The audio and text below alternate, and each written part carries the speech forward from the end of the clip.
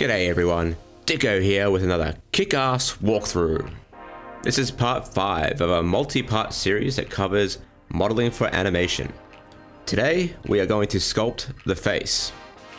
And this episode's a little bit different to the other ones because it's a lot more fluidic. And that's because we don't really have a real technical base to work off of. It's a lot more subjective in its approach, basically.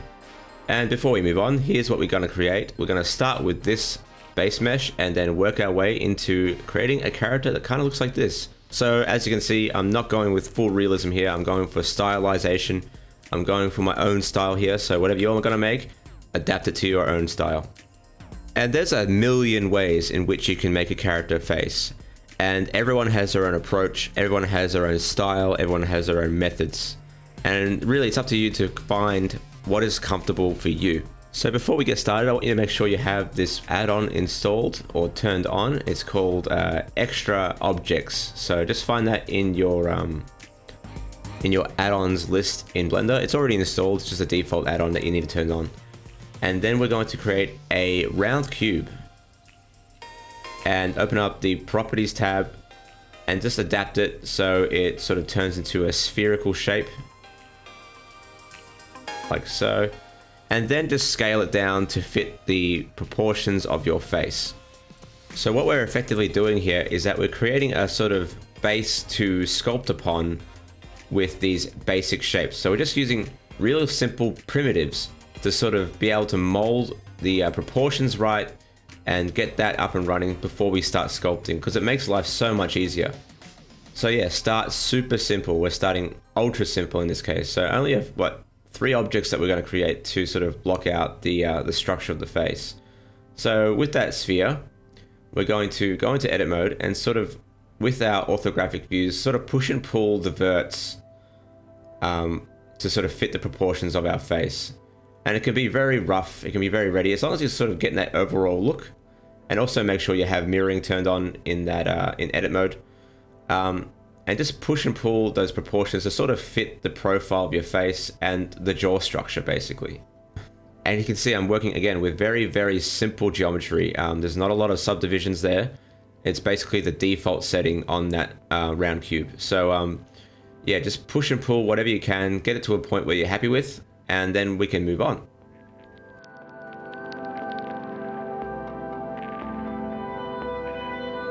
Okay, let's move on to the ears. We're going to make another primitive. In this case, I'm just going to use a cylinder, a flat cylinder, nothing fancy, no extra parameters to change. Just line it up with the ear on one side, and then I'm just going to sort of shape it with the existing geometry. I might have to go into sort of X-ray mode or, you know, see-through mode to sort of select all the verts I want. But yeah, it's just a matter of just pushing and pulling those verts to the proportions of your ear shape. And make sure you're jumping in and out of orthographic mode. I find that if you have a keyboard that has a numpad, life is a lot faster. Things are just easier to deal with. But if you don't, you can use the tilde icon on your keyboard to switch between the front, side, and or perspective views. And of course, I've just mirrored that ear with the mirror modifier. And then we can just add one extra thing, well, a couple more things like the tip of the nose and the lips. So I'm just going to get the proportions of that little nose up and running. So she has a bit of a button nose, so a little sphere would be perfect for that. And I'm just pushing and pulling with soft select turned on in edit mode.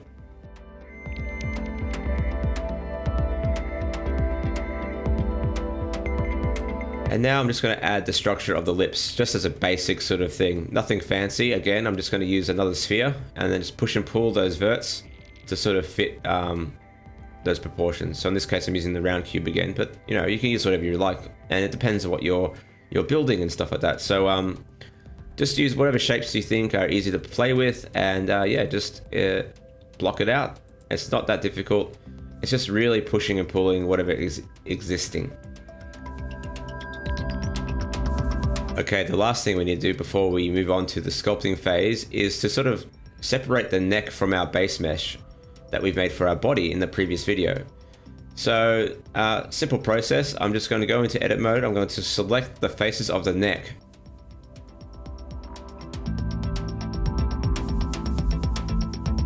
So select those faces And then I'm going to duplicate those faces by pushing Shift D, and then separate by selection by pushing P. And then I'm going to hide the original body mesh in a new collection. Because we don't need that for now. We're not going to be sculpting the body anymore. We're just going to be focusing on the face. So the plan is to remesh these objects. So to do that, we need to do a few things to this neck. And one of them is to basically just select the edge loops that make the whole of the neck and grid fill them. So we're just going to fill in the gaps basically. So just a quick grid fill on both the top and the bottom, because that becomes important when we start to remesh this, this face. I'm going to apply that mirror modifier on whatever I have mirrored, and then I'm going to push Ctrl J to join everything into a single mesh. And a few modifications before I remesh this thing. I'm going to quickly just make sure that everything's overlapping nicely so the remesh is nice and clean. So again, just join everything with Ctrl J if you haven't done that already, and join it into a single object. Alright, so this thing is actually ready for a remesh, and we're going to use the new remesh modifier in Blender 2.83. So yeah, if you haven't got 2.83, I highly recommend you download it and give this a go, because the remesh modifier is fucking awesome. Alright, so we're just going to change some parameters to get the right resolution that we need for a sculpt. So we're just going to get down to a resolution where we have enough geometry where we can start working on the overall structure of the face. And this is why I like the remesh modifier over using the straight up destructive remesher for at least this initial part of the sculpt. It's just a nice way of being able to determine the right kind of resolution you need for a sculpt. And here we have it here. I think I've got just enough resolution to start playing with smoothing things out, maybe just a little bit more resolution. And then we can jump into sculpting this face. So yeah, I think that's enough for me at least. And some people might say this is too much resolution, but I like to work with a little more than, you know, than the minimum, because I just like to smooth things out quickly. But if you're just starting out and you find that this is too much resolution, maybe try something a little bit less. So I'm going to duplicate this face and have a backup of my base mesh, and I'm going to delete that modifier on one of those faces, and I'm just going to hide it for now. And with the model that we're going to sculpt on, we want to apply that modifier once you're happy with the resolution. And you can see that with the modifier, it's kind of joined everything together and sort of, you know, gotten rid of anything that's overlapping. So if you have a look at our original mesh and you look into wireframe mode, you can see that there's overlapping meshes. So what the remesher does, it sort of just like conglomerates it all into one blob. And that's perfect for sculpting. And now it's just a matter of starting the sculpt. So first things first, I'm just going to smooth out all the hard edges that we have on this current remeshed model. I'm going to turn on a map cap to see how it looks in different lighting as well. And this, with a very soft, smooth brush, I'm just going to start smoothing out the hard edges a little bit. So the great thing about this method, about sort of building out the structure of the face with primitives, is that it saves you so much more time on this part of the process. So instead of me having to like sort of push and pull a, you know, subdivided sphere or like a high resolution sphere to match the face, having that low geometry to start off with allowed me to just sort of just jump right into this smoothing without really having to worry about the structure. So I just really have to just use the smooth tool. No other tools are required for now. And I just get to like block out that overall structure really quickly. And, you know, it just saves you a lot of time. It saves you a lot of grief. So starting off with those primitives really helps, in my opinion. And I want to reiterate, this is just one method out of a countless array of different ones. My best analogy is if you put 3 character designers in a room and ask them how they make their characters, they'll each give you 5 different kinds of explanations. There's no real right or wrong way of doing this. It's really about what is comfortable for you. And in the same vein, there is no magic bullet either. I mean, besides maybe scanning someone's face and having the technology to do that, there's no real magic bullet to do stylized faces. It's really just about practice, trial and error, and persistence, really.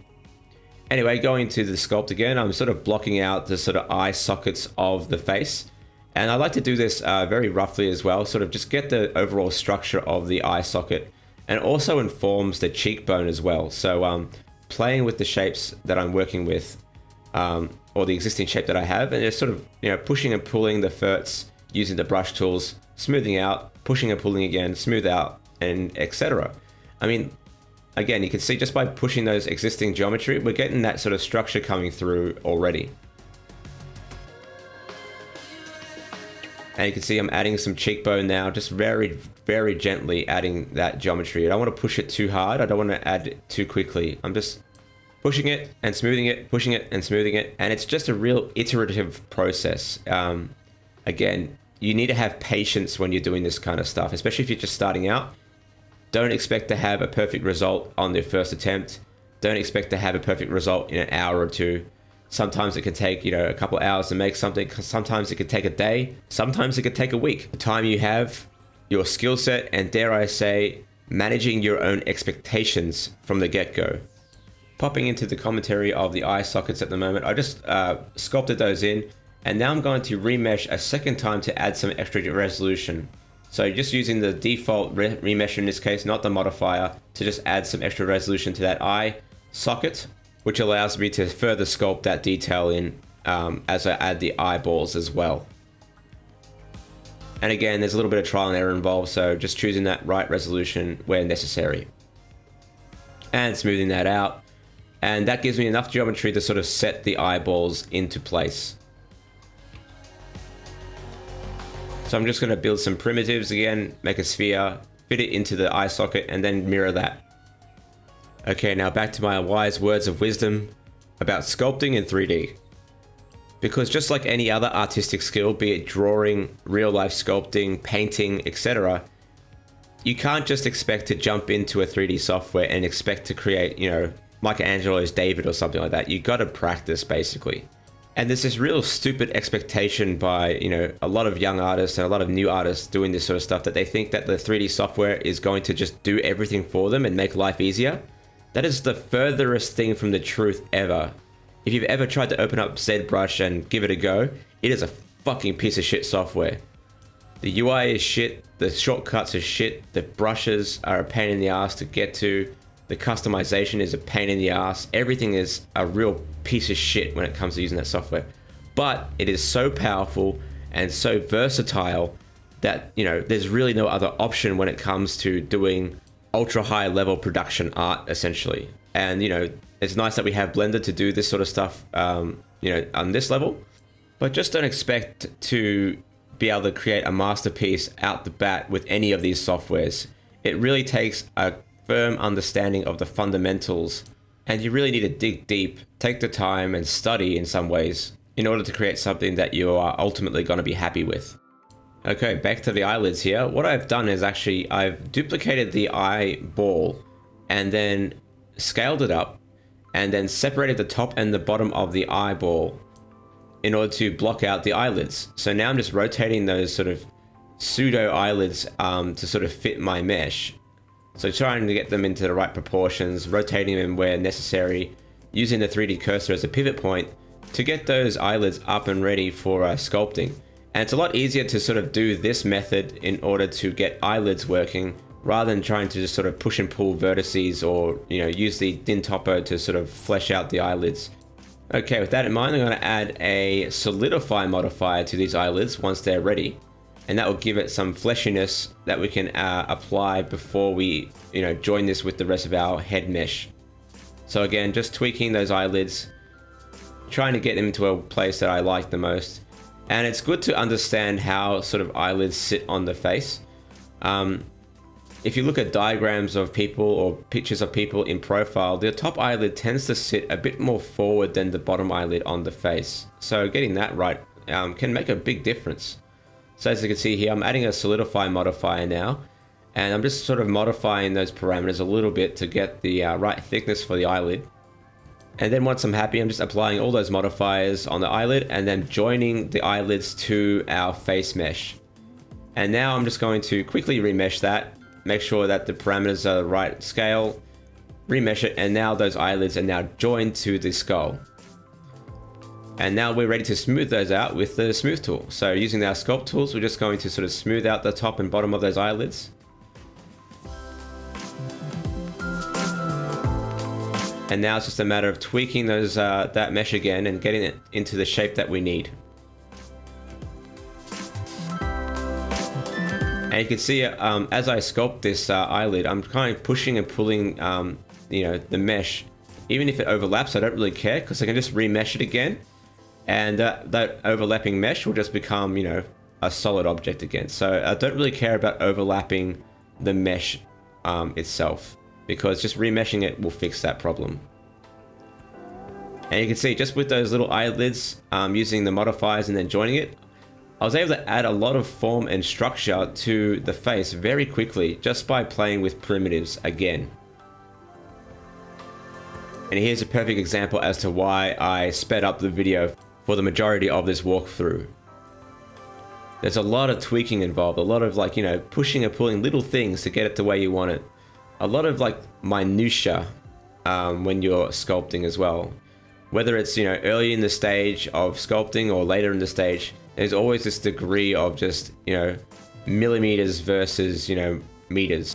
And some artists would say that I'm actually going into too much detail early on at this stage. I'm worrying about the minutia too much at this stage, but you know, again, it's down to what is comfortable for you when you're sculpting. I'm not saying that there's a right or wrong way to do this, especially in Blender at the moment where, you know, the tool set is changing so quickly, especially in the sculpting tool set, that me telling you a specific method for doing the face is actually probably to your detriment, because, you know, I'm not going to tell you a specific way to do this, because in another version of Blender in maybe 3 months or 9 months, there'll be a completely different workflow involved. So it's really down to, you know, learning the tools, learning the method, and understanding the fundamentals over the tool set. And that goes for Blender, it goes for ZBrush, it goes for Maya. It's really about understanding the structure of the face, working that through, and just, you know, practicing in the medium. And that's what this is actually. 3D sculpting is an artistic medium. There's a reason why there are people who are professionals in just sculpting characters and sculpting characters only, because they've spent so much time working on this as a profession that they kind of know nothing else, basically. They just know how to sculpt, they don't know how to retopo, they don't know how to fucking animate, they don't know how to render, they don't know how to rig, they just know how to sculpt. And that's because they spent all their effort into just getting that skill set up to scratch. And when you think about it, it kind of makes sense. I mean, you don't expect a painter to be able to sculpt out a beautiful, you know, figure in a matter of months, and neither should you. I mean, they're painters, you know, they do what they do and they do it well. And the same thing goes for anything in 3D, including sculpting characters. But if you want to learn a bit about everything and you want to, you know, make your own films or make your own, you know, animations, it is worth understanding the process from start to finish, in my opinion. I know that I wouldn't be where I am now today without understanding a little bit of everything. And jumping into the sculpt here, the process, you can see I'm starting to block out the nose structure. And, you know, I didn't really deviate that far from the initial shapes that I blocked out at the start of the video. I'm just basically, you know, refining that form and getting that profile in that, you know, sort of matches the imagery that I've got in my reference.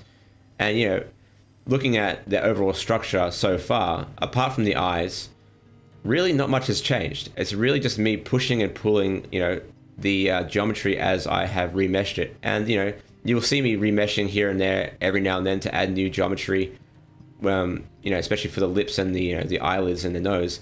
But, you know, there's a reason why I'm sort of ranting about other stuff at the same time and giving a few words of wisdom, is because the process itself, not much is happening. It's just me, you know, playing with, you know, the shape and the form and getting things in a way that I like. And you can see, you know, sometimes things don't work out. You know, the lips look absolutely dog shit at the moment, and then I just sort of erase it and, you know, rebuild it and erase it and rebuild it and get it to a point where, oh, like, suddenly, oh fuck, it kind of looks okay.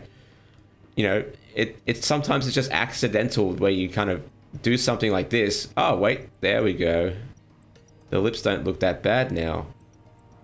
Okay, I can work with this, and then you kind of move on. You know, it's that sort of process, and, you know, me giving you sort of hints on, you know, how I do the lips, you know, specifically, you know, it doesn't really apply to you, especially if you're doing this for the first time or doing this, you know, for the 1000th time. It's you know, it's my method, or, you know, I might be making shit up on the way. So, you know, again, it's a very naturalistic sort of iterative process that, you know, you need to just understand and embrace, essentially. But there are a few hints I can give you about, you know, building out the face structure. One is just to be aware of where the fat lies in the face, you know, the cheek structure. Don't forget about the cheek structure, the little bit of flesh that sort of, you know, bunch up near the lips, the parts below the lips and the chin that sort of ebb and flow, you know, around that structure. And again, it doesn't, you know, it's not something you can just like make up on the spot. You know, you need to get reference. You need to look at, you know, maybe some real life examples. You can see I'm just building out that flesh at the bottom of the lips there. I'm adding that flow of the cheekbones and the, you know, the fat around the cheeks. I'm sort of adding that in and just smoothing that out, adding that in, smoothing that out, and just understanding the flow of the face as a, you know, a basic sort of structural thing. You know, finding the right reference is really important.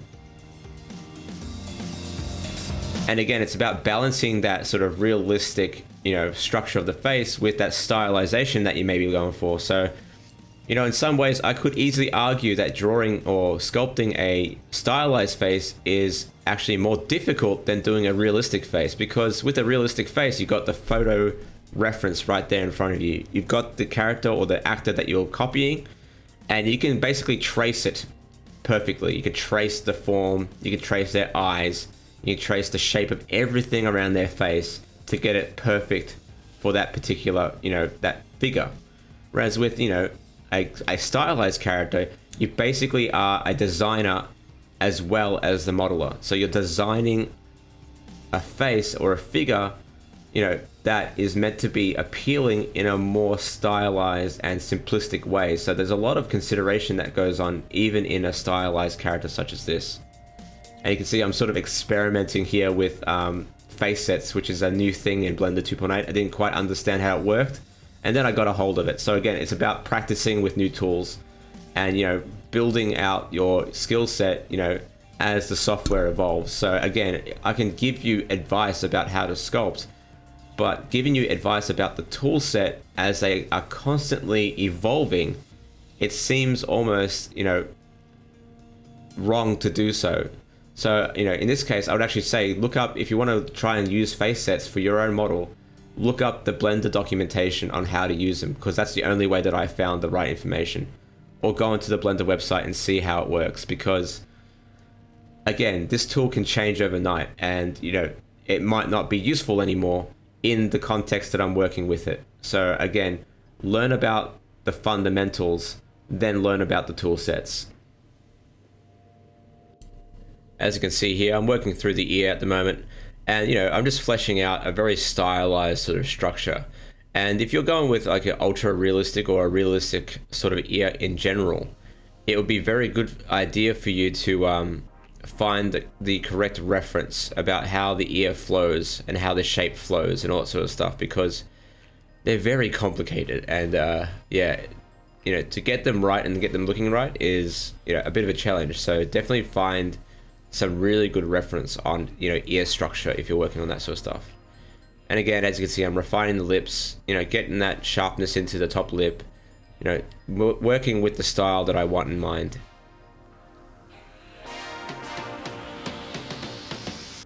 And we're getting pretty close to done here. I mean, I'm pretty happy with, you know, this result, and I think it's good enough to start doing some retopologizing with overall. And again, this is one of those subjective things, right? If you get to a point where you are happy to start retopologizing, then that's good enough for you.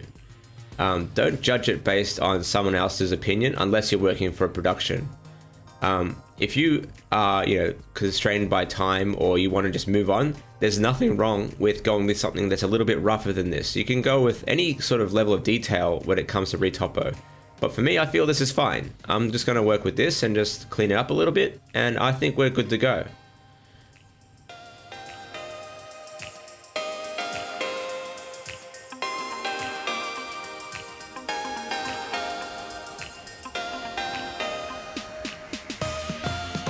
Okay, now that the face is largely sculpted, I'm just going to sort of flesh out the eyebrows with a separate object.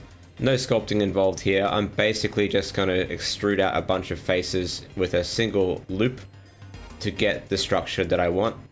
Just literally just tracing the sketch. So again, having good reference really helps here.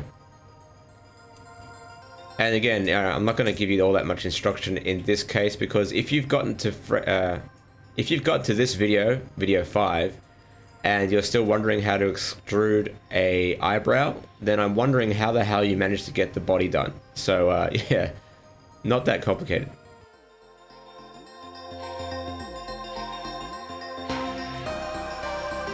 And by the way, if you're wondering how I managed to get the dip in those eyeballs to look like that, I basically just added a multi-res modifier to the eyeballs and then sculpted in, you know, a dip in the eyeballs. So that's basically all I did. It's not that complicated.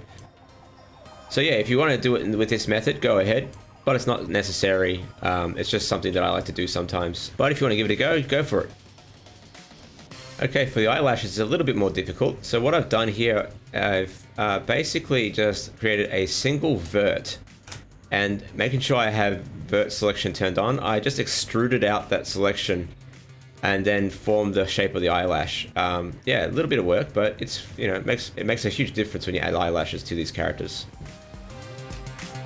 And then to add a little bit of volume, I've given it a subdivision modifier, and then I've also added a solidify modifier to give it just a little bit of thickness.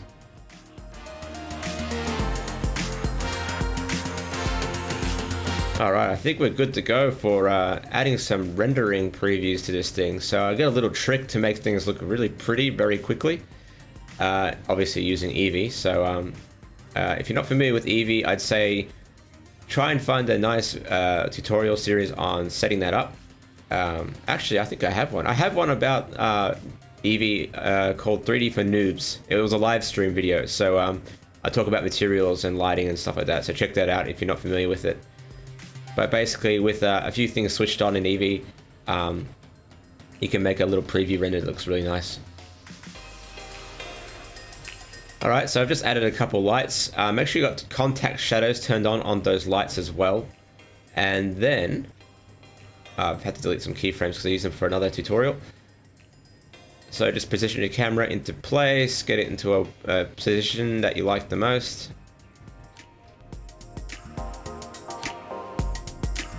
In my case, I'm just changing the focal length as well.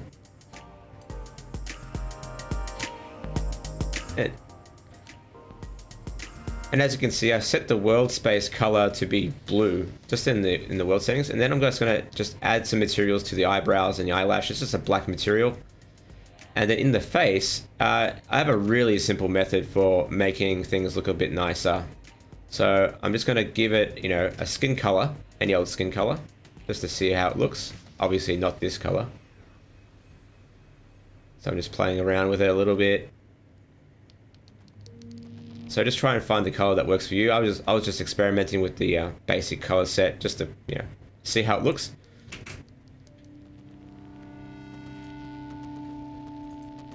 Just going to add some pupils to the eyeballs just for a bit of character. And just give it a black material.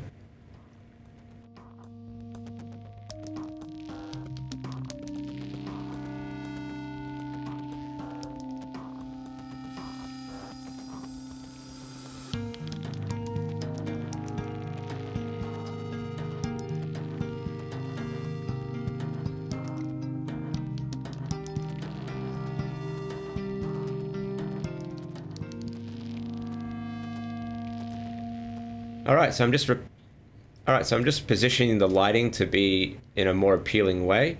So I like to have a little bit of shadow on one side, a little bit of, you know, rim light, you know, just be clever with the way you light things. And, you know, as we get more into, you know, as we get more into the whole texturing side of this character series, I'll probably start talking about lighting a bit more. But, you know, just try and find a light setup that looks a bit more appealing than just a straight on flat light.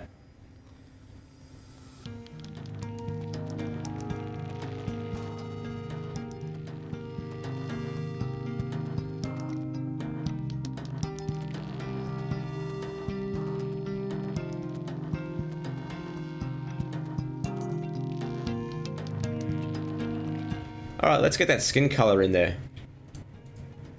So with the face selected, jump into the material node editor and then add an ambient occlusion node. Then add a color ramp node and then give it 2 colors.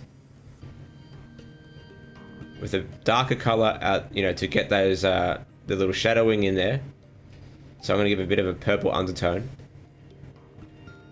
and then give it a nice skin color for the you know, majority of the face. And very quickly you can get a very appealing looking concept model out the door without really texturing it. It's my little cheat to you know, flesh out a character and just see how it looks with the proper skin tones and stuff like that, without, you know, too many lighting tricks and without having to worry about texturing. That's all I do for these sort of renders when I'm doing like preview renders,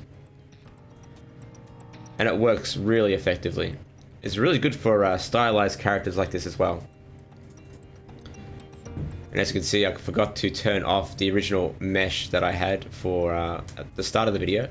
Turn off the render preview on that. And you can see I'm pretty happy with this result. About a little bit of subsurf scattering as well, just a tiny bit to give it a bit of character. And I've turned off freestyle there because I forgot to turn it off in the last video. But yeah, that's basically it for this model. I'm really happy with the result. And in the next video, we're going to talk about how to retopo and get this ready for an animation ready mesh. So we're going to grab the head, retopo it, and attach it to our body. And that's going to be a lot of fun. But first, before we wrap up, I just want to compare this face to the original base mesh that we created. And I would just really want to communicate the idea that by blocking out these forms as early as possible, how effective it is to flesh out the rest with a, you know, not a very complicated tool set using the sculpt tools and remeshing. You can see here the faces in terms of their proportion and form and shape are practically identical. So by just forming those basic shapes and basic forms, it will make your life way easier when it comes to sculpting. And that's why this video, I haven't really spoken much about the sculpting process all that much, because all the tools you use while sculpting are basically doing the same thing. They're just pushing and pulling the mesh around, essentially. So, you know, once you understand how you want to structure your face, using the tools to suit what you're aiming to do is not that difficult, all things considered. So, you know, just consider the form, consider the shape, and consider how to save time and how to save, you know, the effort that goes into sculpting something from scratch by just planning the basic shapes and form, you know, really early on. And the rest comes kind of naturally, you know, once you do that. So yeah, give it a go. Try and have fun, and try not to get too frustrated with the process, because once you get used to it, it can be really fun and pretty therapeutic as well. So until then, catches and have fun.